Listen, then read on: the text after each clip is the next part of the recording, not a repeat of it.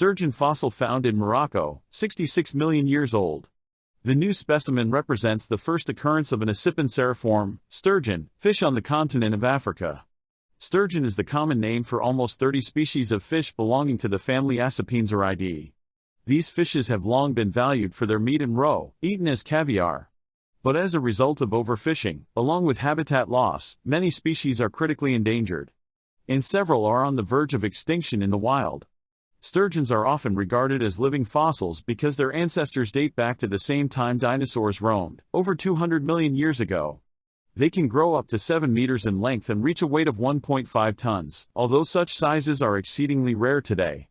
But as a result of overfishing, along with habitat loss, many species are critically endangered. And several are on the verge of extinction in the wild.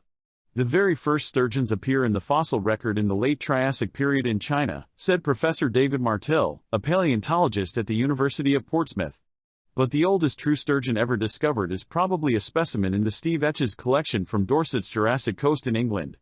The new Moroccan species complicates models of the location of the origin of this important group of fish that is typically so widespread in the northern hemisphere.